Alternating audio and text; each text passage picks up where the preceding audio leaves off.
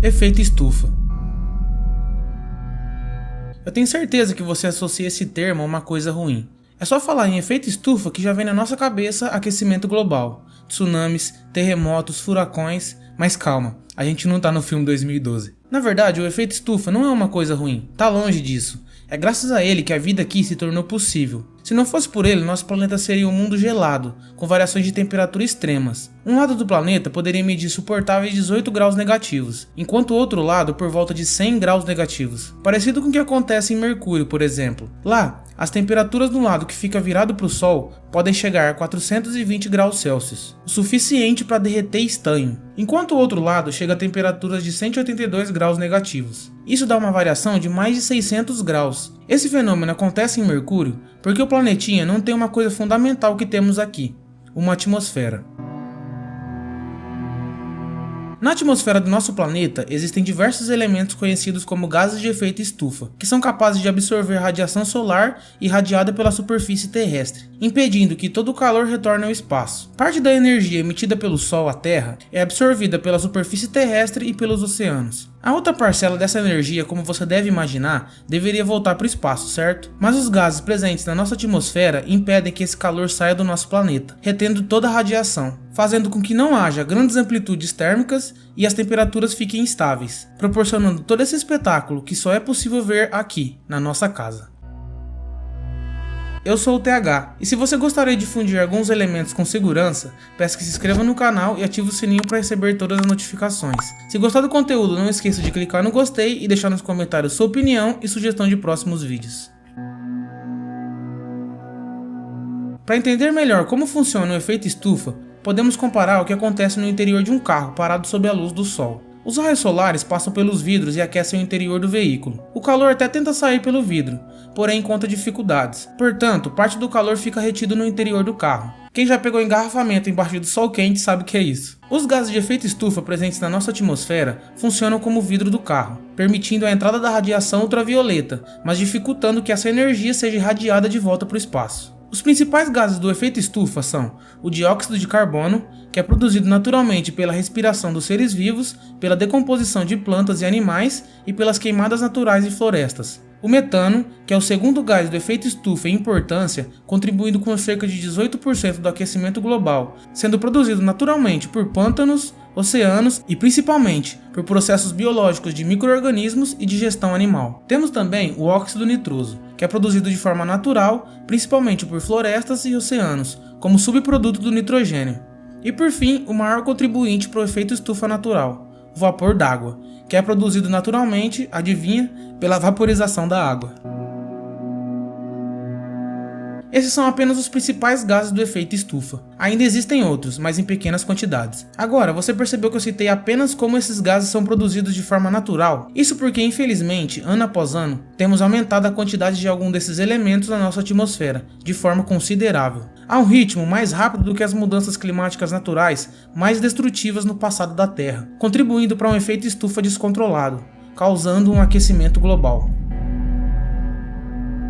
A matemática é simples, quanto mais gases na nossa atmosfera, mais calor ela retém, e consequentemente o nosso planeta fica mais quente. E nós somos bem criativos na forma de emitir esses gases. Queima de combustíveis fósseis, gases emitidos por escapamento de carros, tratamento de dejetos, uso de fertilizantes, atividades agropecuárias e diversos outros processos industriais. Tudo isso faz com que muitos elementos que não deveriam estar na nossa atmosfera fiquem flutuando por lá, como o dióxido de carbono, o mais abundante dos gases de efeito estufa. Ele é emitido por diversos tipos de atividades humanas, principalmente pelos combustíveis fósseis, como carvão mineral e petróleo. Desde a Revolução Industrial, houve um aumento de 35% da quantidade de dióxido de carbono na nossa atmosfera. O desmatamento também é um dos principais responsáveis pelo desequilíbrio na atmosfera. Além de liberar o gás pela queima da madeira, ele reduz o número de árvores, responsáveis por absorver o CO2 presente na atmosfera. E não vai pensando que é fácil tirar todo esse dióxido de carbono de lá. Se por um milagre parássemos com as emissões hoje, levaria por volta de 100 anos para o nosso planeta se recuperar, já que o CO2 possui um tempo de permanência muito longo na nossa atmosfera. O fato é que o efeito estufa é um fenômeno extremamente importante para o planeta ser habitável como é hoje. Mas o excesso e o desequilíbrio desses gases pode causar um efeito estufa descontrolado, assim como no nosso vizinho mais próximo, Vênus. Lá, a atmosfera é muito espessa, o que faz com que o planeta possua temperaturas absurdas, por volta de 480 graus Celsius, quase o dobro da temperatura máxima do seu forno. Embora Vênus seja considerado como uma espécie de irmão gêmeo da Terra, o planeta evoluiu de forma diferente, e mesmo que lá todo esse processo tenha acontecido de forma natural, ele nos dá uma amostra grátis do que um efeito estufa descontrolado é capaz. Nos últimos 50 anos, a temperatura do nosso planeta já aumentou em quase 1 grau. As geleiras do Ártico a cada ano batem recorde de derretimento. O nível do mar subindo já ameaça algumas cidades costeiras. E até as aves estão perdendo a migração porque algumas plantas começaram a florescer mais cedo. O IPCC, Painel Governamental de Mudanças Climáticas, testou variáveis para tentar explicar esse aumento na temperatura global, como a variação na luz solar, raios cósmicos, vulcões. Todas essas forças naturais influenciam sim o clima, mas mesmo juntas, não explicam o aquecimento repentino da Terra. Os valores só batem quando colocamos a ação humana e a liberação de gases na equação. Tudo isso mostra a necessidade de reduzir as emissões ao máximo. O IPCC sinaliza que a emissão de gases de efeito estufa deve ser reduzida de 40% a 70% até 2050. Os países precisam urgentemente estabelecer metas de redução da emissão desses gases a fim de conter o aumento das temperaturas. Mas existe um problema nisso. É quase impossível pensar na vida cotidiana que temos hoje em dia sem energia. E os combustíveis fósseis, como carvão, gás natural e petróleo, são os principais responsáveis pela emissão de CO2 e, consequentemente, os principais responsáveis pelo aquecimento global. É aí que entra a fusão nuclear. Assim como acontece no interior das estrelas, o processo de fusão nuclear, como o nome já diz, ocorre quando dois ou mais núcleos de um mesmo elemento se fundem e formam outro elemento, liberando grandes quantidades de energia, de forma limpa, renovável e basicamente infinita. Nesses reatores são utilizados gases leves como os isótopos do hidrogênio trítio e deutério. E quando os núcleos se fundem, um isótopo instável de hélio é criado. Essa reação não produz radiação e lixo nuclear, mas há um problema com esse procedimento. O nêutron que é produzido após a fusão é muito difícil de conter, o que leva a uma perda significativa de energia. É aqui que o hélio 3 entra no jogo. A partir da fusão de hélio 3 e deutério, por exemplo, não há nêutron extra criado. Ao invés disso, é criado um próton extra, que como possui carga positiva, é mais fácil de conter e desperdiça bem menos energia. E além disso, as reações de hélio 3 e deutério não geram materiais radioativos. Reatores de fusão nuclear utilizando o hélio 3 têm potencial de fornecer uma forma eficiente de energia, sem deixar resíduos e sem radiação.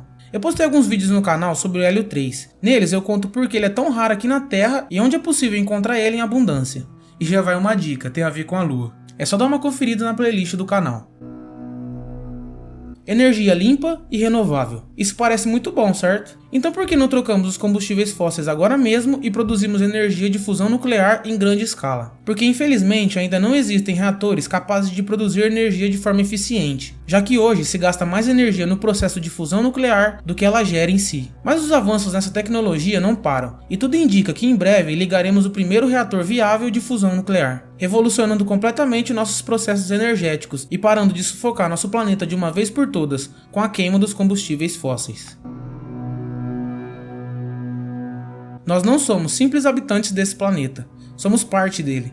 Todos os elementos que formam nossos corpos saíram da Terra e para a Terra um dia voltarão. Nosso planeta não é um simples pedaço de rocha flutuante, mas sim um organismo vivo que está em constante mudança, reciclando recursos e se adaptando da melhor maneira possível. Esse planetinha já passou por muita coisa, situações extremas e provavelmente piores do que a que está passando hoje. Mas dessa vez quem está causando toda essa ação destrutiva é a gente, justamente quem mais precisa daqui, da nossa casa.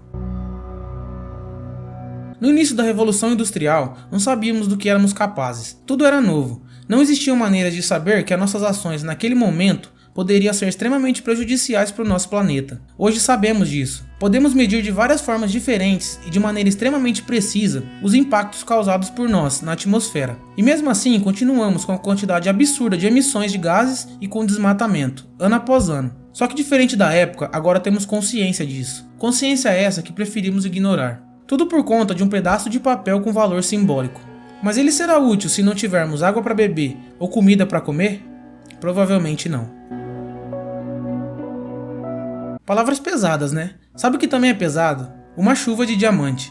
É sobre isso que eu falo no último vídeo e toda a dinâmica incrível de Urano e Netuno, que envolve desde tempestades com vento de 2.000 km/h até um oceano de diamante líquido. Vídeo no card. Muito obrigado pela audiência. Se você gostou do conteúdo e quiser dar uma força pro canal, é só clicar no gostei e se inscrever. Sua ajuda é muito importante. Até o próximo vídeo. Fui!